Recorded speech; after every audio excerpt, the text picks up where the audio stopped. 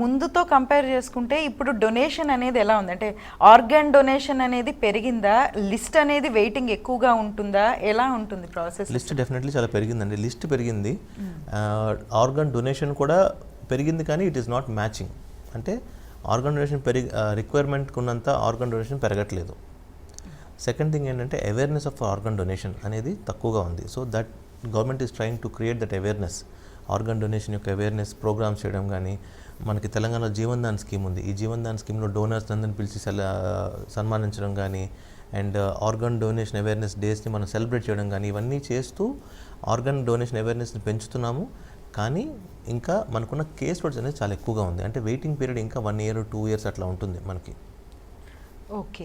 So ఇప్పుడు అంటే blood నుంచి మన రిలేటివ్స్ ఉంటారు కదా, వాళ్ళ నుంచి కనుక డొనేషన్ అనేది తీసుకుంటే ఎటువంటి బెనిఫిట్స్ ఉంటాయి? ప్రతి ఒక్కరికి ఈ అంటే మ్యాచ్ అనేది జరుగుతుందా? అంటే ఇప్పుడు మనం అర్థం చేసుకోవాల్సింది ఏంటంటే, మనకి ఒక human tissue organ transplantation act ఉందండి. It's a national act. So దీని యాక్ట్ ప్రకారము ఎవరు పడితే వాళ్ళు డొనేట్ చేయడానికి ఉండదు మీకు kidney.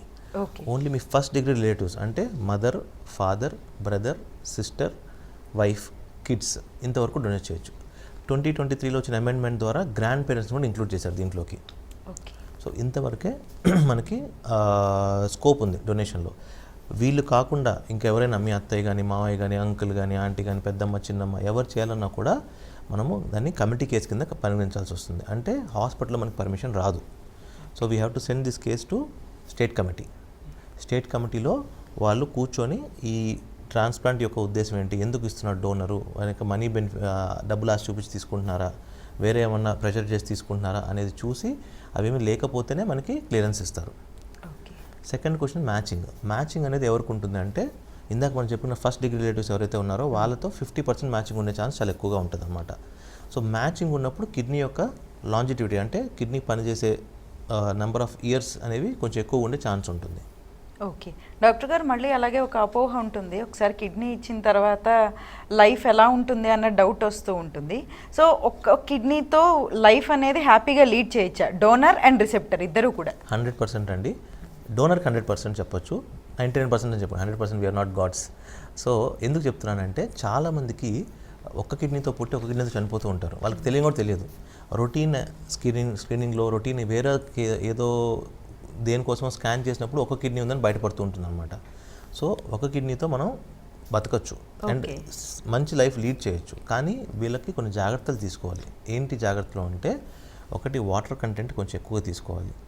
2 unnecessary junk food, unnecessary oil foods, unnecessary salt intake, ఎక్కువ మీట్ కన్జంప్షన్ చేయకుండా రెగ్యులర్ చెకప్ చేసుకొని అండ్ బీపీ చెక్ చేసుకుంటూ ఇవన్నీ ఉంటే కనుక డోనర్స్ అనే వాళ్ళకి 99% అనేది ఏమి అవ్వదండి. ఎందుకంటే donor is very important to us.